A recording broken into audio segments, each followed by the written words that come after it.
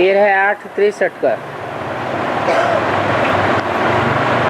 तो दूसरे पेज के अंत में बात चल रही थी कि सभी से जास्ती सुख इस धर्म वालों को है। वहाँ पवित्रता, सुख, शांति सभी कुछ है, क्योंकि वहाँ कोई दूसरा धर्म नहीं होता है जो ठक ठक हो। यहाँ तो इस दुनिया में देखो कितना आपस में लड़ते रहते हैं, और पंचायत में भी लड़ते रहते हैं।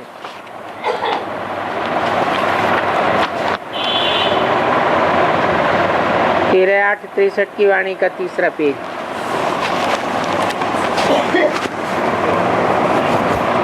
तो ये पंचायती राज्य भी चल नहीं सकता है,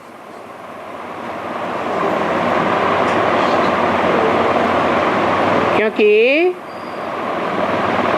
पंचों में वो ताकत नहीं रह गई है।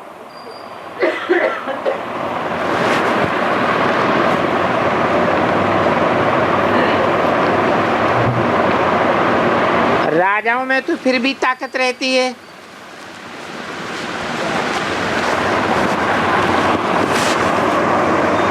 क्योंकि राजा ही तो परमपिता परमात्मा ही आकर के सिखाते हैं, और तो कोई सिखा ही नहीं सकता। तो राजाओं में ताकत रहती है,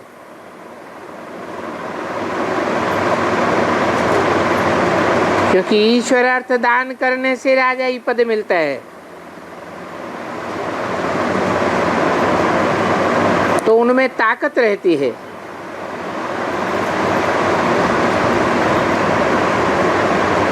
आज तो प्रजा के ऊपर प्रजा का राज्य है,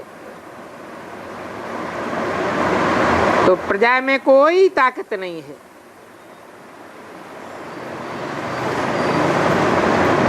जब कोई ताकत न रहे तब फिर विनाश हो।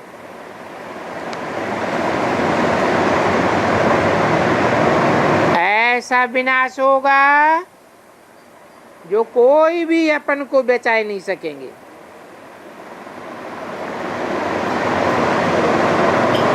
अभी तो देखो अपने को खत्म करने के लिए मूसल निकाले हैं।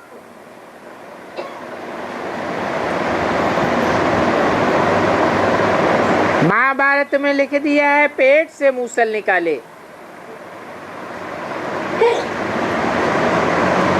अब ये तो बुद्धि रूपी पेट की बात है,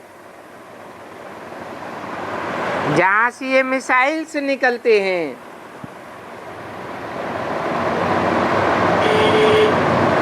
तो ये बुद्धि से साइंस निकाली है।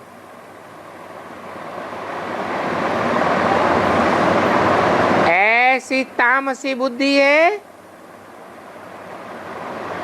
जो अपने ही कुल का विनाश करने वाले हैं।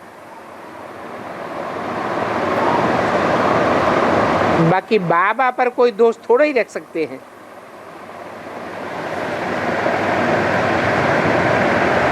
तो शास्त्रों में नाम दे दिया है, हर हर बम बम।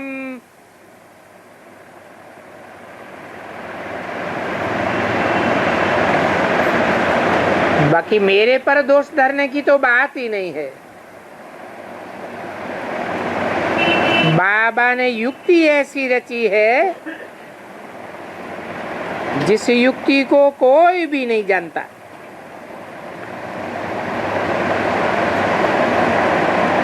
आपस में ही लड़ झगड़ करके खत्म हो जाएंगे। बाकी बाबा थोड़े ही किसी को मारते हैं।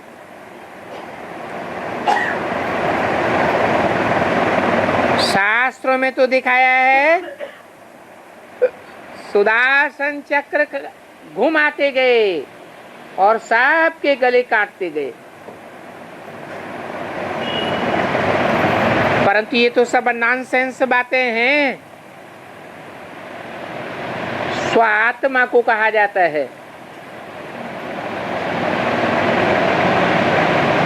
दर्शन चक्र 84 के चक्र को देखने को कहा जाता है।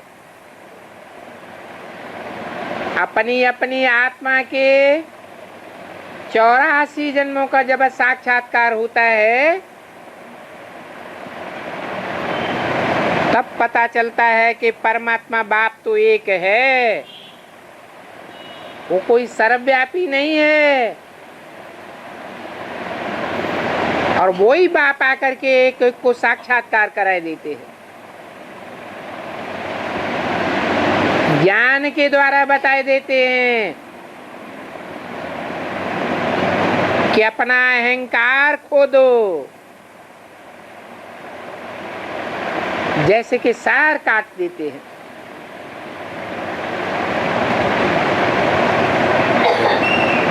बाकी सुदर्शन चक्र घुमाया, गला काट दिया, ये तो नॉनसेंस बातें हैं। है तो देह अभिमान खत्म करने की बात।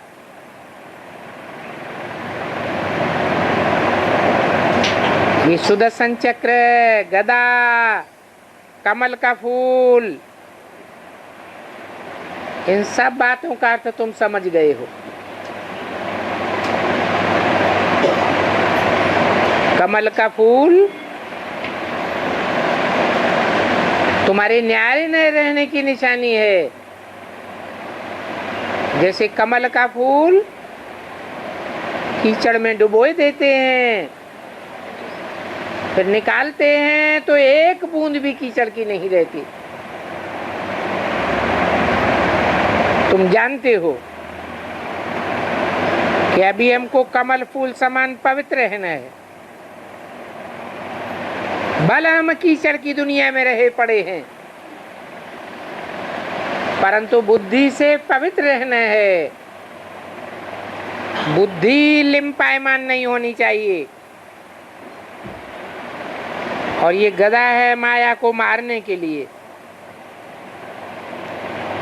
चक्र है सृष्टि के आदि मध्य अंत को जानने का ज्ञान। वो ज्ञान का चक्र बुद्धि में फिरता रहता है।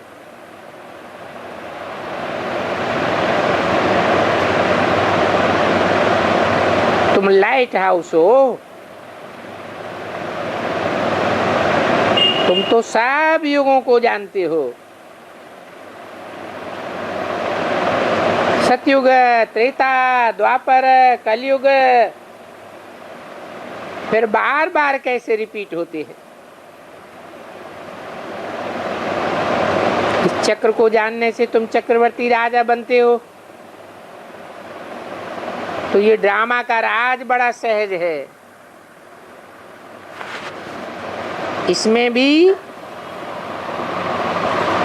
आदि सनातन धर्म डीटीज में है।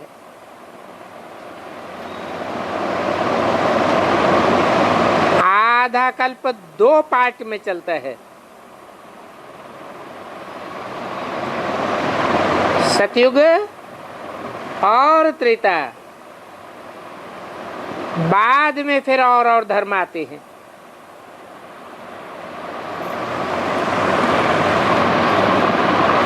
बाद में भी हमारा धर्म रहता है। हाँ, प्रायः लोप की स्टेज में आ जाता है। तो हमारा धर्म भी है और धर्म भी है।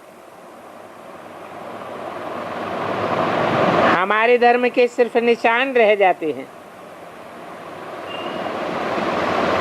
मनुष्य तो ये नहीं जानते हैं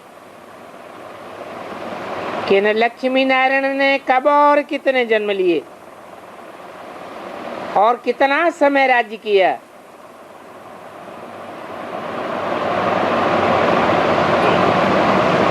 ये नारायण से नर कैसे बनते हैं और फिर नर से नारायण कैसे बनते हैं। कौन इनको नर से नारायण बनाता है, कब बनते हैं, सिवाय तुम्हारे कोई नहीं जानता। अभी बाबा लक्ष्मी नारायण का चित्र बनवाए रहे हैं।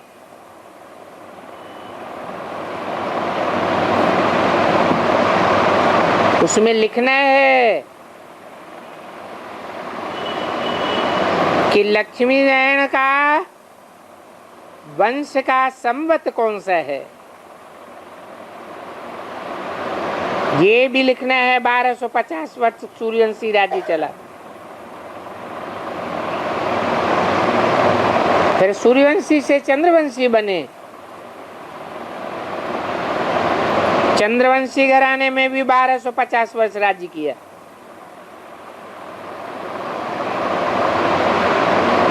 फिर द्वापर से इस्लामी बौद्धी आए, इनको भी 2500 वर्ष हुए। तो ये सारी हिस्ट्री ज्योग्राफी तुम्हारी बुद्धि में होनी चाहिए। तुम्हारे सिवाय तो और कोई भी त्रिकालदर्शी नहीं है, क्योंकि ज्ञान का तीसरा नेत्र किसी को है ही नहीं। इसी को कहा जाता है तीसरा नेत्र। इसको कहते हैं दिव्य चक्षु। तुम्हारी आत्मा इन आर्गन्स द्वारा पढ़ती है। तुम्हारी आत्मा कहेगी अभी हम देवता बनते हैं। वास्तव में तो आत्मा ही पुण्यात्मा और पापात्मा बनती है। अभी हमारी आत्मा शूद्र बनी है, क्योंकि तमो प्रधान चोला मिला है। फिर अभी हम जाकर के फर्स्ट क्लास चोला पहनेंगे। बाप समझाते हैं तुम देह अभिमानी बन गए थे, अभी फिर से देही अभिमानी बनो। आत्मा ही सुनती है और आत्मा ही सुनाती है, और आत्मा ही आर्गन्स के द्वारा धारण करती है। मैं भी इस मुख द्वारा मुरली सुनाता हूं।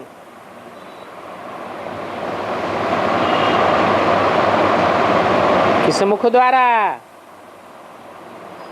है?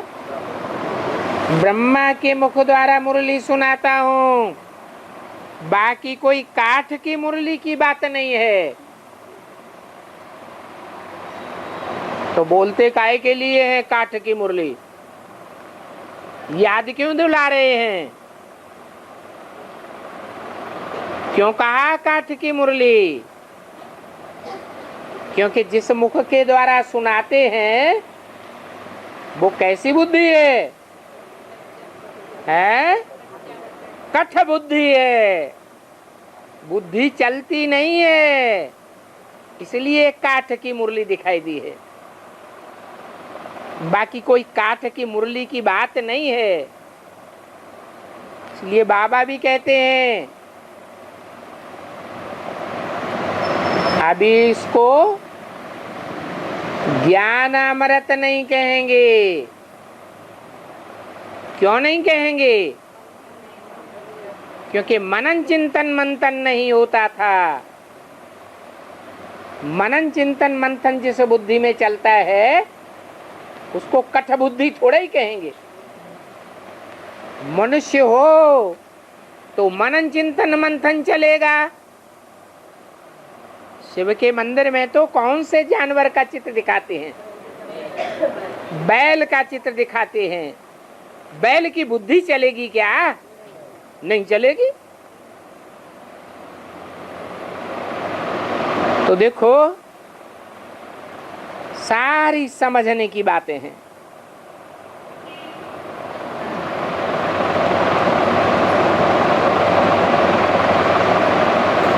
परमपिता परमात्मा इस मुख का आधार लेकर के सारे ब्रह्मांड सूक्ष्म वतन स्थूल वतन के आदि मध्यंत का राज सुनाते।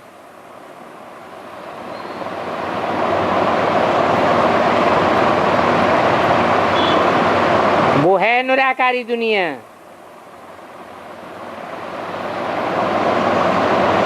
नो कार्पोरियल शरीर, बरोबर वहां बिगर शरीर आत्माएं रहती हैं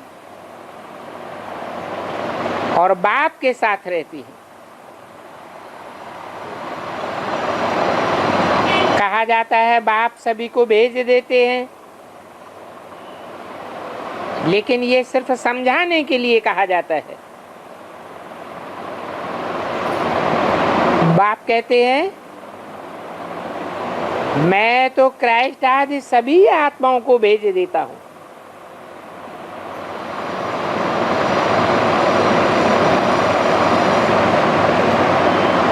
बाद में फिर मैं आता हूं। तो ब्रह्मा की आत्मा को आकर के श्रृंगार करता हूं।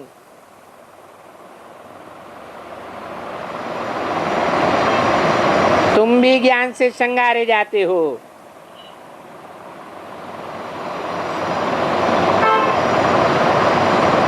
ये है ही त्रिकालदर्शी बनने का ज्ञान।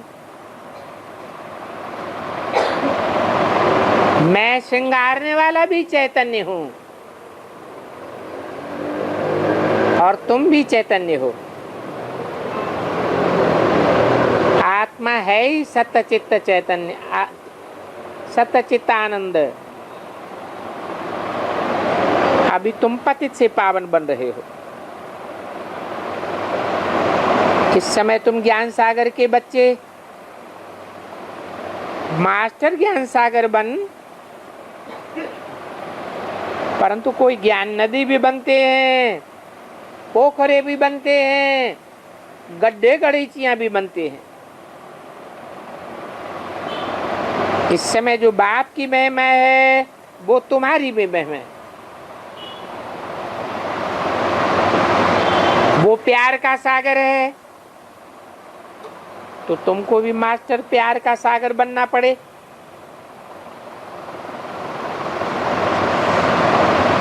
मास्टर उसे कहा जाता है जो प्रैक्टिकल करके दिखावे। मेरे को तो अपना शरीर ही नहीं है,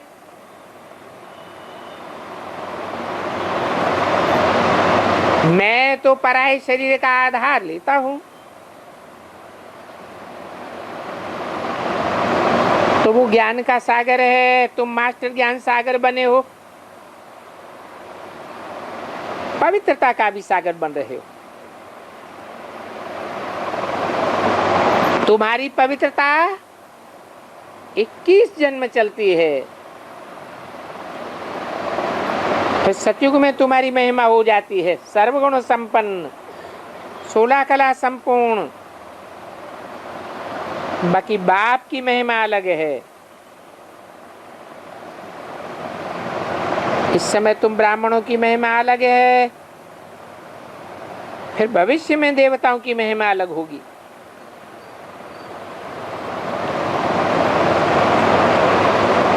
सतयुग से नीचे उतरो, 14 कला चंद्रवंशी बन जाते, फिर वो सतयुग की महिमा उड़ जाती है। अभी हम फिर से वो देवता बन रहे। तो ये सारा राज समझना है और समझाना है। तुम्हारी प्रतिज्ञा है बाबा हम आपसे सुनकर फिर औरों को सुनावेंगे। मैं आप समान सो देवता बनाऊंगी। बच्चे सर्विस करते हैं नंबरवार पुरुषार्थ अनुसार। तुम जानते हो अभी हम बेहद बाप के बेहद के बच्चे बने, फिर हम बेहद के मालिक बनेंगे। अगर उस बेहद के बाप का हाथ छोड़ दिया और कलयुगी संबंधों में घुस गए तो फिर तुमको जरूर रोना पड़ेगा। 13/8/63 की वाणी का 4था पेज। बाबा ने समझाया है उस समय सभी के किए हुए अनेक जन्मों के पापों का साक्षात्कार कराऊंगा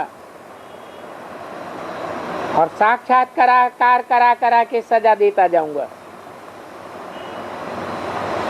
फिर पद भी भ्रष्ट हो जाएगा। अगर ट्रेटर बने तो चांडाल जाकर के बनेंगे, तो कोई कोई ऐसे हैं जो बहुत पाप भी करते हैं। अगर बच्चा बन करके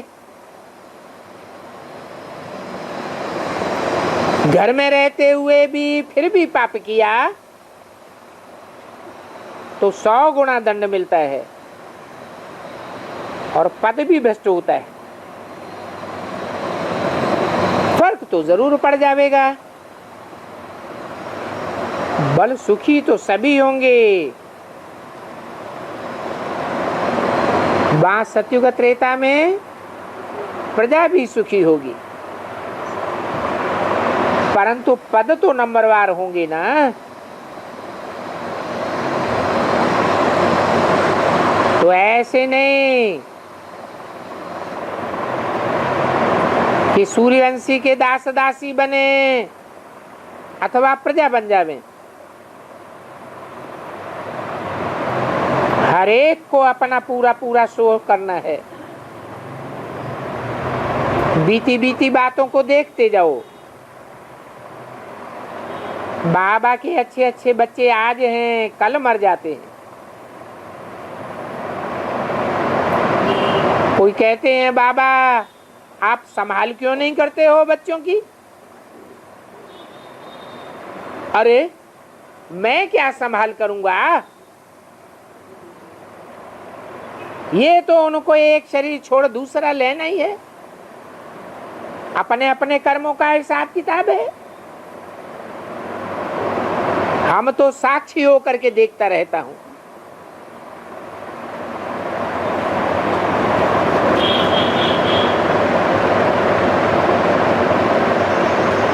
समझते हैं फलाना मर गया,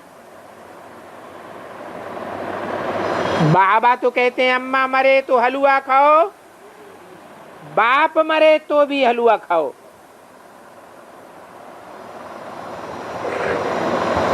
सभी अपना पार्ट बजाते हैं। साक्षी होकर के देखने के लिए अशरीरी बनना पड़े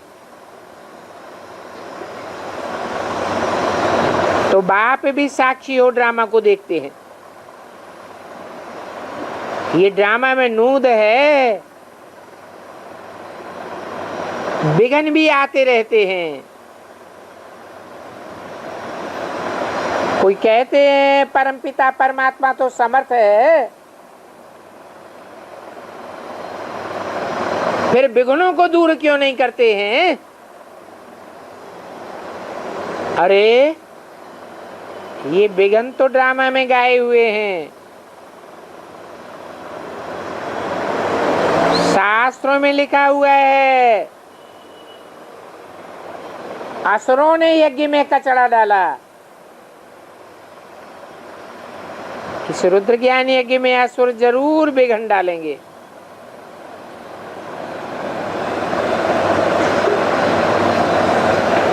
अत्याचार होंगे। अभी तुम बच्चे सुनते हो, सुन करके फिर धारणा करनी है। माँ बाप को धारण फॉलो करना है और 5 विकारों को पूरा जीतना है। अभी घड़ी घड़ी आहार खाने का समय नहीं है। कई बच्चे भूल को छुपाते भी रहते हैं। तो ऐसे नहीं है कि हम विकार में गए तो शिव बाबा तो जानते ही हैं। ऐसे कह करके समझ करके छोड़ नहीं देना है। क्या करना है? साकार को जरूर बताना है।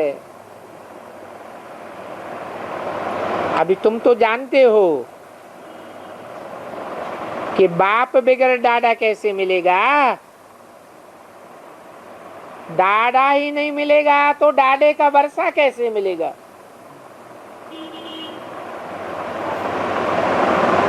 तो डाडे और पौत्र के बीच में ये बाबा है।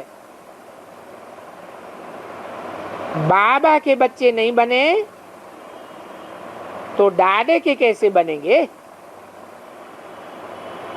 डायरेक्ट तो कोई भी बन नहीं सकता, बीच में बाप जरूर चाहिए। कोई पाप करते हैं तो मीडिया वाले बीच बाप को जरूर सुनाना पड़े।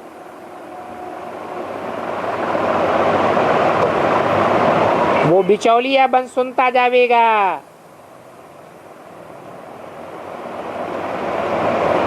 तो मैं भी सुनता जाऊंगा। बच्चे बहुत छुपाते हैं, बतलाते नहीं हैं। बतलाने में लज्जा आती है। सर्जन को बीमारी नहीं सुनावेंगे तो दवा कैसे करेंगे। फिर तो और ही बीमार पड़ जाएंगे। बतावेंगे नहीं तो इनको कैसे पता पड़े। इनको पता ही नहीं पड़ेगा तो सावधानी कैसे देंगे। तो ये भी सुनेंगे तो सावधानी देंगे। तुम भी सर्जन हो, कोई बड़ा सर्जन है, कोई छोटा सर्जन है, क्योंकि सर्जन भी तो नंबरवार होते हैं ना। हमारे में भी कोई बहुत कमाई करते हैं, कोई थोड़ी करते हैं। कोई तो बिल्कुल कमाई करना सीखते ही नहीं। तो ऐसों का फिर क्या हाल होगा। जा करके जन्म जन्मांतर दास दासी बनते रहेंगे। पूरा पढ़ना चाहिए, सीख करके फिर औरों को इंजेक्शन लगाना पड़े। और ये ज्ञान का इंजेक्शन लगाना बहुत सहज बात है। वो इंजेक्शन लगाना तो कठिन है। गरम करो, फिर उसमें दवाई डालो, फिर बड़े ध्यान से इंजेक्शन लगाओ, कहीं सुई टूट न जाए। इसमें तो सिर्फ शिव बाबा और वर्षे को याद करना है, बस। कितना सहज है। तो एक होता है हेल्थ का इंजेक्शन और एक होता है वेल्थ का इंजेक्शन। तुम जानते हो संपत्ति से ही सुख मिलता है। अभी बाप आकर के बेहद की संपत्ति, बेहद का सुख देते हैं, जिससे तुम स्वर्ग के मालिक बन जाते हो।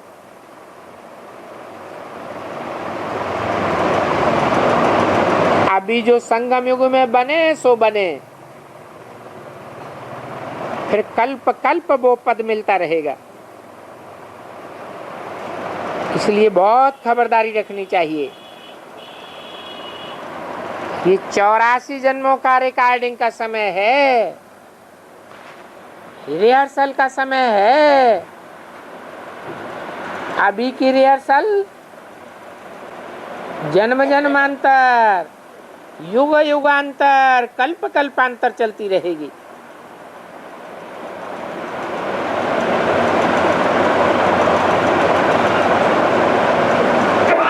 अपने सुख के लिए बाप से पूरा वर्षा लेना है।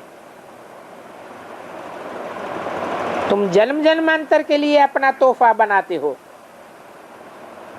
तो पूरा पुरुषार्थ करना है। फॉलो फादर और मदर। मम्मा बाबा कहते हो तो पूरी हिम्मत भी रखनी है। हम तख्त नशीन होकर के ही दिखावेंगे। सब सेवल बच्चे तो छुप नहीं सकते हैं। बाबा मम्मा जानते हैं कौन कौन सी सर्विस करते हैं और कैसी सर्विस करते हैं, और फिर वो किस पद के अधिकारी हैं।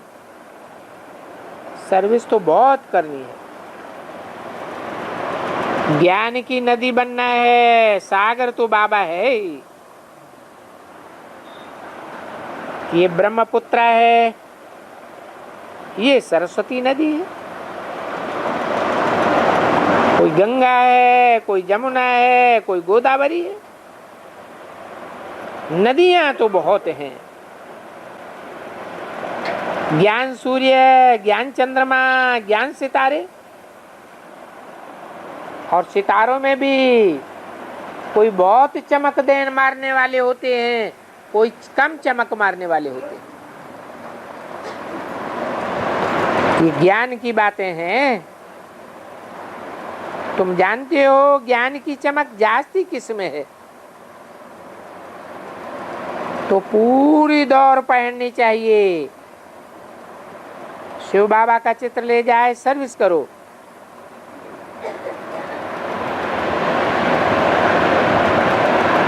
नहीं तो साकार को नहीं जानेंगे। बोलो ये तो निराकार है। जो भी साकार मनुष्य मात्र हैं वो सभी इस समय पतित हैं। पतित होने के कारण बेमुखी ही करते रहते हैं। कृष्ण को याद करो। अभी बाप तो कहते हैं कृष्णपुरी में कोई जा ही नहीं सकता, भले कितना भी बड़ा कृष्ण का भक्त हो। हाँ, साक्षात्कार कर सकते हैं, वहां जा तो नहीं सकते। वहां जाने के लिए तो शिव बाबा को सलाम करना पड़े। तो शिव बाबा ही भेज सकते हैं। अभी त्योहार तो सभी पूरे हुए, परंतु सर्विस पर तो जरूर रहना ही है। अच्छा, सिकीले बच्चों को गुड मॉर्निंग, ओम शांति।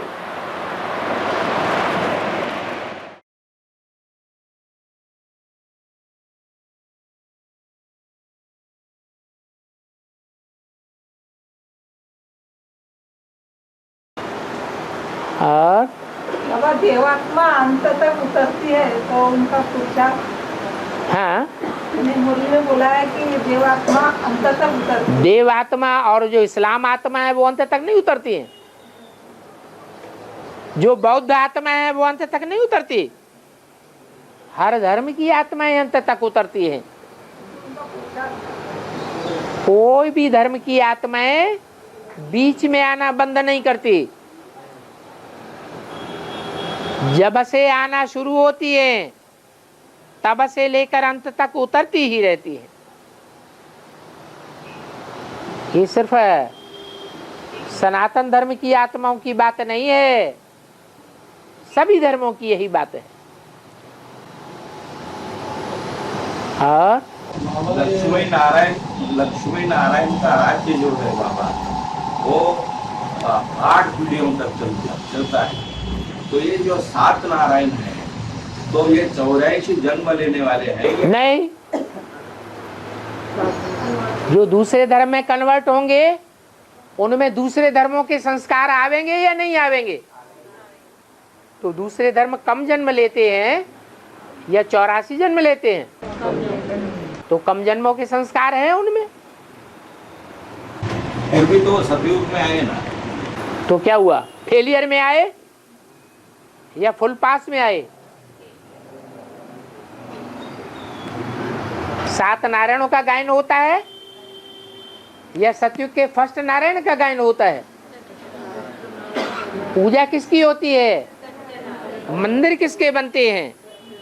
मूर्तियां किसकी बनती हैं? फर्स्ट नारायण की बनती हैं। सात नारायणों की तो पूजा भी नहीं होती, मंदिर भी नहीं बनते, मूर्तियां भी नहीं होती।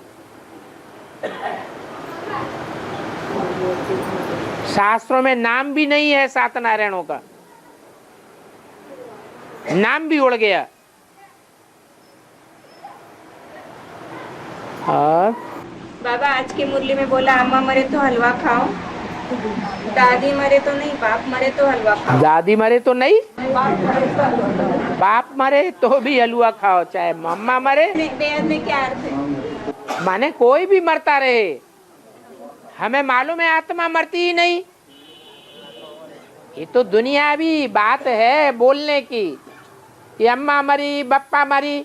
अरे अगर मर गए तो 5000 साल के बाद फिर मिलेंगे कि नहीं मिलेंगे? तो कहां से मिल जाएंगे? तो मरे कहां?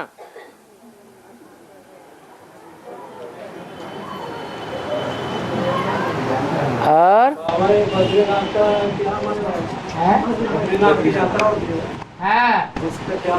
और केदारनाथ की यात्रा नहीं होती है, रामेश्वर की यात्रा नहीं होती है तो चारों धाम में चक्कर काटते ही रहते हैं। 4 धर्म है, चारों धर्मों में भगत लोग कन्वर्ट होते रहते हैं कि नहीं होते रहते हैं? ये यात्रा कर रहे हैं। ये हिंदू धर्म की आत्मा ही दूसरे धर्मों में कन्वर्ट होती है। कभी इस्लाम धर्म में कन्वर्ट हो गई, कभी क्रिश्चियन धर्म में कन्वर्ट हो गई, इसी जन्म में बौद्ध धर्म में कन्वर्ट हो गई। ये कन्वर्शन चलता ही रहता है। ये 4 धाम की यात्राएं करते ही रहते हैं। 4 दिशाएं हैं, चारों दिशाओं की ये 4 दिग्पाल हैं। चारों दिशाओं में 4 धर्म राज्य करते हैं।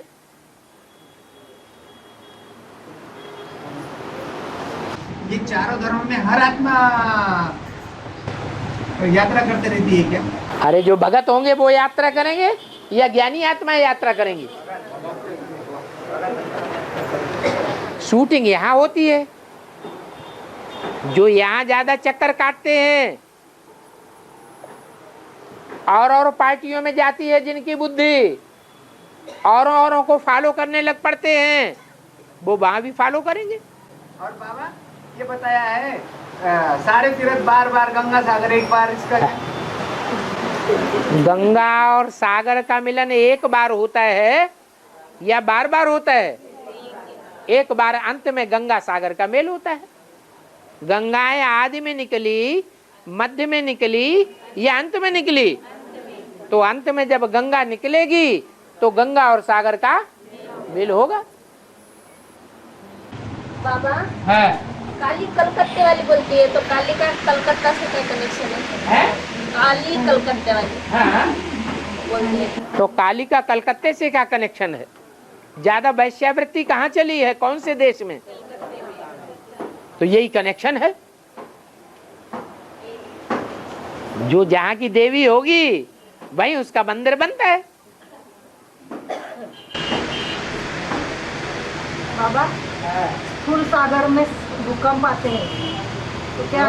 धरणी में भूकंप नहीं आते हैं? तो बेहद के ज्ञान सागर में भी धरणी में भूकंप नहीं आते हैं क्या? हाँ आते हैं। तो क्या बेहद के ज्ञान सागर में भी भूकंप आते हैं? तो नहीं आवेंगे। धरणी में भूकंप नहीं आते हैं क्या? अरे धरणी में भूकंप आते हैं कि नहीं आते हैं? तो धरणी में भी आते हैं, तो सागर में भी आते हैं, तो पहाड़ों में भी भूकंप आते हैं। ये तो पृथ्वी के अंदर का लावा है। पृथ्वी के अंदर गर्मी भरी हुई है, वो इतनी गर्मी भरी हुई है कि अंदर का जो भी पदार्थ है, मेटल है, वो सब पिघला हुआ रहता है। पृथ्वी की ऊपरी सतह जहां से कमजोर हो जाती है, वहीं से वो लावा फूटने लग पड़ता है और फूट करके वो लावा बाहर आ जाता है। बाबा नेपाल में ना दुर्गा की पूजा ज्यादा होती है। जी। क्यों होती है? नेपाल नई दुनिया की पालना करने वाले ज्यादा पुराने होंगे या पुरानी दुनिया की पालना करने वाले ज्यादा पुराने होंगे? हैं? जो नई दुनिया की पालना करने वाले सबसे ज्यादा पुराने हैं वो हैं नेपाली। वो नेपाली जो सबसे ज्यादा पुराने हैं उनमें सबसे ज्यादा दुर्गुण होंगे या जो नई नई आत्माएं आ रही हैं उनमें ज्यादा दुर्गुण होंगे? हैं? जो पालना करने वाले जो पुराने हैं उनमें ज्यादा दुर्गुण होते हैं, पुराने ज्यादा तमो प्रधान बनते हैं या नई नई आई हुई आत्माएं ज्यादा तमो प्रधान बनती है? पुराने ज्यादा तमो प्रधान दुर्गुणी बनते हैं। तो जो ज्यादा दुर्गुणी बनते हैं उनको दुर्गा आकर के उनको दुर्गुण दूर करती है। दुर्गा का काम ही है दुर्गुणों को दूर करना, इसलिए नेपाली लोग दुर्गा की पूजा ज्यादा करते हैं। बाबा जी ने पता है बाबा साकार में आए हैं, फिर भी किसी निमित्त आत्मा के बंधन में बंधे हैं और ड्रामा में जो होगा सो देखेंगे ऐसे कहते हैं, उनका क्या होगा? माना कोई दीदी है, उन्हें पता है बाबा साकार में आ गए, फिर भी वो अपनी छोटी बहनों को बंधन में बांध के रखती है तो और कहती है कि ड्रामा में जो होगा वो देखा जाएगा, तो उनका हाल क्या होगा अंत में? जो यहाँ दूसरों को बांधेंगे उनको वहां बंधन में रहना पड़ेगा। इसमें क्या नई बात हो गई? ब्राह्मणों को दूसरों को बांधा बूंदी करके रखना है या स्वतंत्र छोड़ना है? ब्राह्मणों का काम है दूसरों की सेवा करना, दूसरों के ऊपर कंट्रोल चलाना, ये ब्राह्मणों का काम नहीं है। ब्राह्मणों की राजाई चलती है या देवताओं की क्षत्रियों की राजाई चलती है, वैश्यों की राजाई चलती है?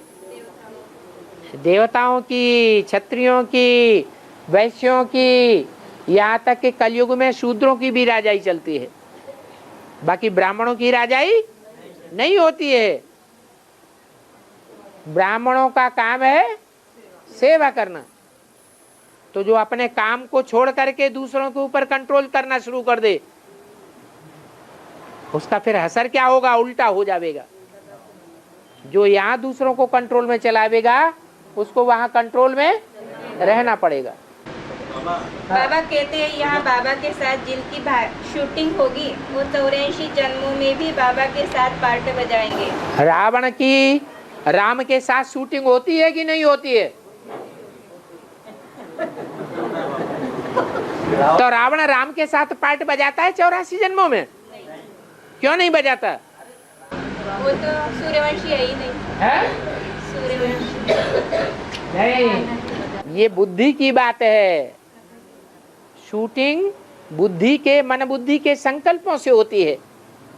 मन बुद्धि के संकल्प सन्मुख हैं तो साथ रहने की शूटिंग है, मन बुद्धि के संकल्प विमुख हैं तो दूर रहने की शूटिंग होती है। तो छोटी माँ लास्ट में आएगी, फिर 84 जन्म कैसे साथ रहेगी? छोटी माँ बुद्धि योग से नजदीक है या दूर है? हैं? नजदीक है तो नजदीक आएगी, 84 जन्म साथ रहेगी या दूर रहेगी? साथ रहेगी।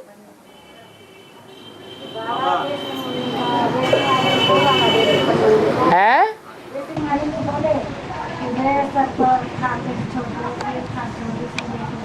तो वो क्या बोलते हैं, छान देता है और वो बोलते हैं अभी तुम शंकर पार्टी में जाओ, निरंतर बच्चे का और फिर आगे नारायण पार्टी में क्या करेंगे?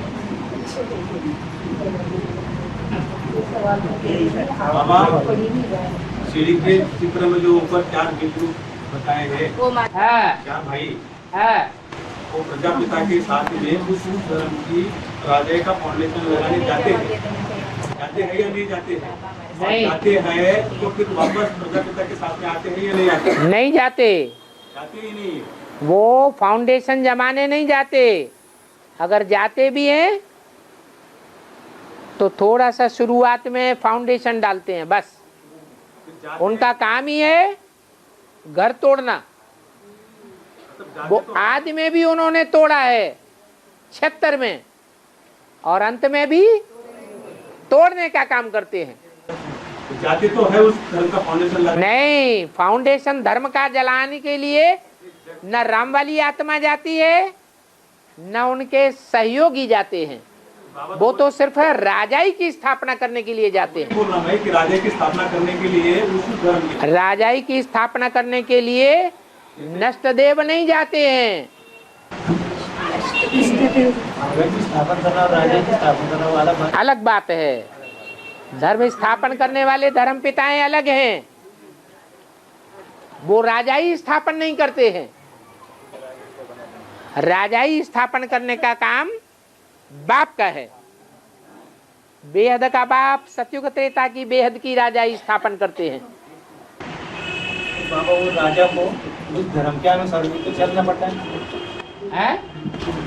जो राज्य स्थापन जो धर्म पिता आते हैं तो उनके अनुसार तो चलना पड़ता है। उस समय धर्म होता है, वो राज्य होता ही नहीं है। और बाबा ब्रह्मा की मत मशहूर है, शिव बाबा की श्रीमत मशहूर है, तो ब्रह्मा व शिव बाबा के साथ इन्हों की औलाद की भी मत मशहूर होनी चाहिए। तुमको शिव बाबा और ब्रह्मा दोनों की मत पर चलना है। मुरली तारीख 16/3/75 पुष्ट 3। तो बाबा जी इन्हों की औलाद की मत मशहूर होनी चाहिए। तो औलाद 100% होनी चाहिए या परसेंटेज वाली होनी चाहिए? तो 100% कितने होते हैं? 8 की मत पे चलो, कौन मना करता है? और बाबा माया ने शरीर छोड़कर प्रकृति में प्रवेश कर और भी अपनी ताकत बढ़ा ली। 1 और 1 बोल के बाबा वो 11 बन गए। मतलब माया ने शरीर छोड़कर ताकत बढ़ा ली, तो माया को मार कर बच्चों को फायदा क्या होगा? माया मरती नहीं है। या थक चुकी है कि जैसे शिव बाबा अमर है वैसे माया भी अमर है, सिर्फ मर्ज और इमर्ज होती है। सतयुग त्रेता में माया मर्ज होकर रहती है, द्वापर कलयुग में इमर्ज हो जाती है। नहीं बाबा बोलते हैं कि उसकी प्रकृति से हाथ मिला लिया है, हाथ मिलाकर उसकी पावर और भी बढ़ गई है। ठीक है, फिर बाबा ने उसको मारकर बच्चों को और परेशान पड़ी। बाबा ने मूल्य बना कि बाबा ने माया को मार दिया, बच्चों की चाहत थी। बाबा ने मार दिया? हाँ, बोला बाबा। मार नहीं दिया। माया जो है थक चुकी है, तो ये भी मर नहीं गई है। अरे मर गई तो फाइनल पेपर कैसे लेगी? फाइनल पेपर हो गया क्या? तो फाइनल पेपर से भागना चाहते हैं क्या? माया मर गई। जैसे कबूतर होता है ना, वो कबूतर के सामने जब बिल्ली आती है तो आंखें बंद कर लेता है, बिल्ली आई नहीं। तो ऐसे ही बच्चे सोचते हैं माया मर गई। अरे माया कभी नहीं मरती, सिर्फ मर्ज और इमर्ज होने का खेल खेलती है। और बाबा रुद्रमाला से विजयमाला में ऐड होने के लिए विशेष कौन सा पुरुषार्थ करना चाहिए और उनकी निशानियां बताइए। पवित्र होना चाहिए, कीचड़ में रहते हुए भी पवित्र बन करके दिखाना है। लगाव नहीं लगना है, अटैचमेंट नहीं होना चाहिए कीचड़ की दुनिया में। बुद्ध योग से कीचड़ याद नहीं आना चाहिए। याद आता है कि नहीं आता है? आता है, इसका मतलब अभी नीचे हैं। याद आना बंद हो जाए, निरंतर स्मृति हो जाए।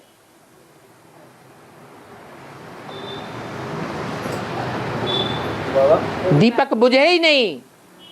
5 चैतन्य तत्व होते हैं, 5 चैतन्य तत्व क्योंकि आपके उसकी मन बुद्धि को जड़ करने वाले 5 विकार होते हैं।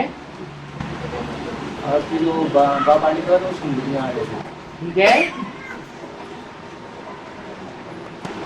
पांच तत्वों को भी जड़ करने वाले पांच विकार होते हैं, 5 जड़ तत्व हैं ही, तो उनको वो उनकी मानिंद जो पर्सानिफिकेशन वाली आत्माएं हैं, जिनको व्यक्तित्व के रूप में पृथ्वी जलवायु अग्नि आकाश के रूप में दिखाया गया है, तो चैतन्य में है, वो जड़त्वमयी बुद्धि वाली आत्माएं हैं।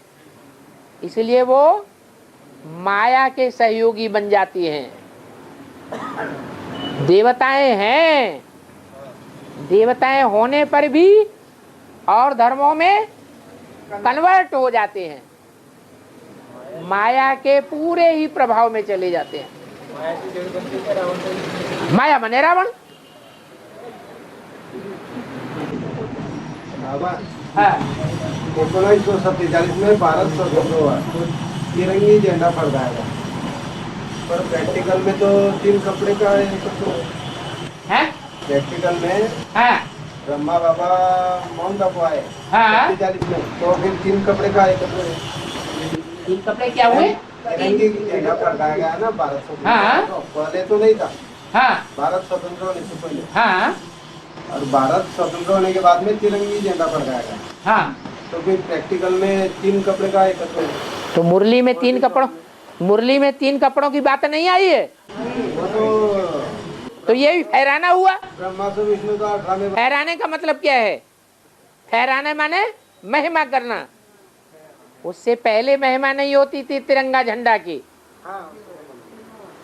जब ब्रह्मा के तन में प्रवेश हुआ, मुरली चलना शुरू हो गई, तब 3 मूर्तियों की बात निकली है। ये 3 मूर्तियां ही विश्व विजय करके दिखलावेंगी। कपड़े का झंडा विश्व विजय करके नहीं दिखलाता है। यही बात तो मुरली में बोली है। मुरली में ब्रह्मा बाबा के मुख से जो त्रिमूर्ति की बात बोली गई है, हाँ। प्रैक्टिकल त्रिमूर्ति का तो ज्ञान नहीं दिया गया। जब तक संकल्प में बात नहीं आएगी तो प्रैक्टिकल में दुनिया कैसे बनेगी? मकान बनाया जाता है तो पहले मन के अंदर नक्शा आता है या पहले स्थूल में बना दिया जाता है? तो यही हुआ सन 47 में। और बाबा जो ब्रह्मा कुमारियों से 8 सवाल पूछते हैं ना, एडवांस वाले, ब्रह्मा कुमारियों से एडवांस वाले 8 सवाल पहले आप खुद तो जवाब दे दें। नहीं, वो पर्चा निकाला है ना बॉम्बे वाले। हाँ हाँ, बॉम्बे वालों ने जो पर्चा निकाला है वो खुद के लिए नहीं निकाला है। तो उसमें एक प्रश्न ऐसा है कि शास्त्र अगर झूठे हैं तो ब्रह्मा बाबा यह कहावत बार बार क्यों दोहराई कि ब्रह्मा भी उत्तर आवे तो हम शास्त्रों को नहीं छोड़ेंगे, तो यह बात ब्रह्मा को क्यों कहनी पड़ी? हाँ, तो ये इसका सवाल का जवाब चाहिए। अरे सवाल ऊपर वाले ने किया है, जवाब नीचे वालों को देना है? जिनको जवाब देना है वो ऊपर वालों से सवाल करते हैं। अभी तक क्या घास काटते रहे? 7 डेज कोर्स दिया जाता है, भट्टी कराई जाती है, इन्हीं प्रश्नों का तो जवाब दिया जाता है। वही उत्तर है ना उसका, एडवांस वालों माना कि हम उनको ज्ञान सुनाते लेकिन वो सुनने को तैयार नहीं। उसका मतलब ये है कि शास्त्रों को मानने वाले तब तक भगवान को नहीं मानेंगे जब तक शास्त्रों के द्वारा भगवान को सिद्ध नहीं किया जाएगा। शास्त्रों में सबसे ऊंचा शास्त्र है भगवत गीता। भगवत गीता की टीका ईश्वरीय ज्ञान के अनुसार जब तक नहीं होगी तब तक दुनिया वाले मानने वाले नहीं हैं, और ईश्वरीय ज्ञान के अनुसार टीका वो बेसिक ब्राह्मण वाले नहीं कर पाएंगे। ये तो एडवांस ज्ञान के ब्राह्मण ही हैं जो ज्ञान के आधार पर शास्त्रों को सिद्ध करके बता सकते हैं। अगर अच्छी तरह से पढ़ाई पढ़े तो, नहीं तो वो भी नहीं बता सकते। तो हमारे तब किताब आई नहीं ना अभी। आवाहन करो, जैसे विजयमाला का आवाहन करते हैं, ऐसे उस गीता का भी आवाहन करो जो यज्ञ के आदि में गीता पढ़ करके सुनाई जाती थी, अर्थ के सुनाए जाते थे। आदि में जो आदि में सो अंत में भी होगा। चिट्ठियाँ रह जाएगी ना बाबा, ये सवाल जवाब खत्म होंगे नहीं तो चिट्ठियाँ पढ़ी नहीं जाएगी। बाबा हाँ। में जो गीता ज्ञान चिट्ठियाँ छुपाया लिखते गया, क्यों है? मुख से बोलो ना। बाबा हाँ जो आदि में जो ज्ञान छुपाया गया, बाबा मना पीहू की वानियां वगैरह जो ब्रह्मा बाबा गड्ढे में गाड़ कर आए, वो ज्ञान रूपी धन उधर गाड़ कर आए, वो जैसा ये अपना मंदिर का पद्मावन का धन निकला है, वैसा वो धन भी निकलना है। हाँ? वो तो केरला में निकला। हाँ, और ये तो पाकिस्तान कराची में गाड़ा गया है। फिर केरला और कराची का रास नहीं मिलती है। राशि उससे क्या होता है? जैसा कृष्ण का और कृष्ण का राशि मिलाया जाता है। हाँ, तो मिला कहाँ? वो कहाँ मिला? केरला में तो मिला। हाँ, पंद्रह में। हाँ, कराची में कहाँ मिला? मिलना है ना। ओहो, शूटिंग साथ साथ चलनी चाहिए ना। और तो ये बेहद का है, ये बेहद का और ये हद का होना चाहिए। वो मिलता नहीं है, मिलता ही नहीं है। केरला अलग बात और कराची अलग बात।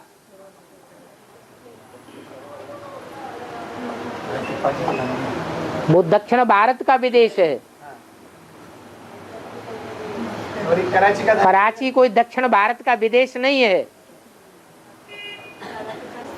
तो ये मिलना है या नहीं?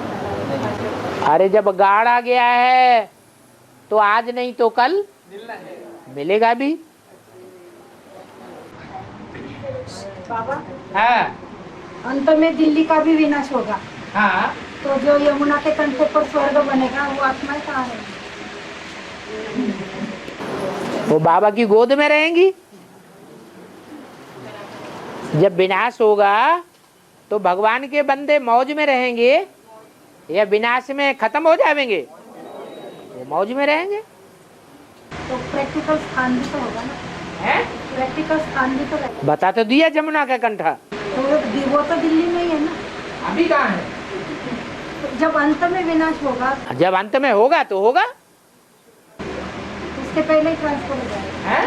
उसके पहले ही ट्रांसफर हो जाएगी वो आत्मा। हो जाओ ट्रांसफर, कौन मना करता है? जो परम धाम जाने वाले हैं वो माउंट आबू ट्रांसफर हो रहे हैं। जो नई दुनिया में जाने वाले हैं वो जमुना के कंठे पे जाके बैठे हैं। तो वही नई दुनिया वालों की तो बात है ना कि जब दिल्ली का विनाश होगा, दिल्ली हाँ तो दिल्ली में ही है ना। हाँ, तो मना कौन कर रहा है? जमुना के कंठे पर अड्डा जमा दो। तो दिल्ली का विनाश होगा तो वो कंठे का भी तो विनाश होगा। दिल्ली का विनाश होगा। अंत में तो दिल्ली का भी विनाश होगा बोला है ना। हाँ, विनाश तो पहले होगा और स्थापना बाद में होगी। हाँ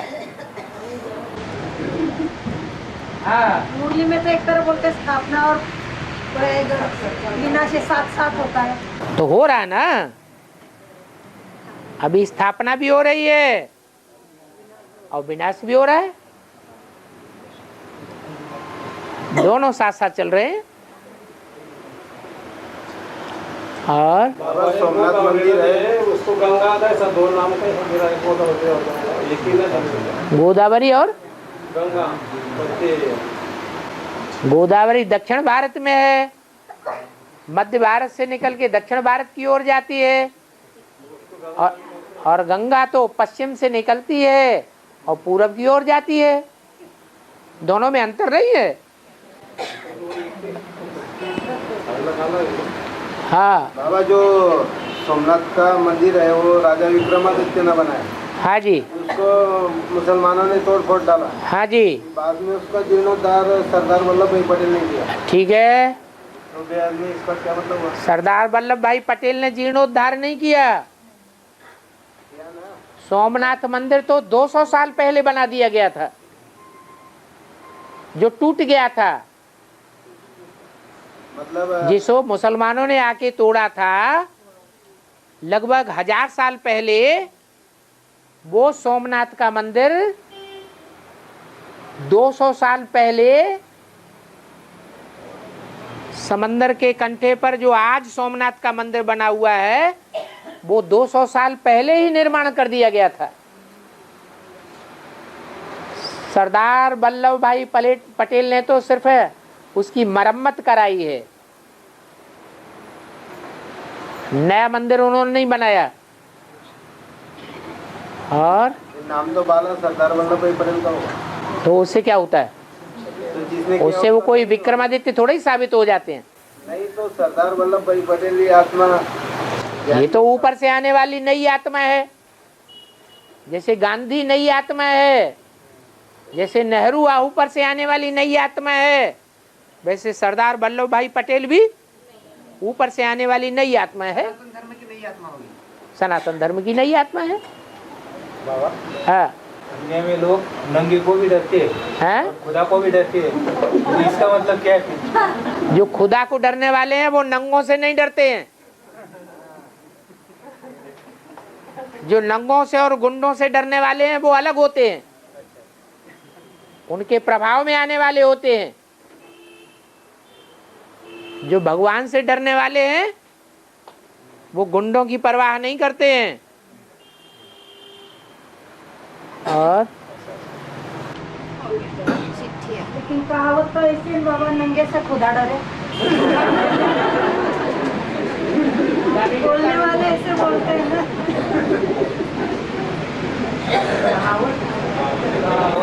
जो कहावत है वो शास्त्रों को देख करके बनाई गई है। शास्त्रों में लिखा हुआ है कि भस्मासुर भगवान के पीछे पड़ा तो भगवान भागे भागे फिरे। तो क्या भगवान डर गए? क्या डर नहीं गए, ये उनकी युक्ति थी। युक्ति से आमने सामने की लड़ाई उन्होंने नहीं लड़ी और अपना काम बना लिया। ओम शांति। कर्जा लेना नहीं, कर्जा देना नहीं। अब बाद में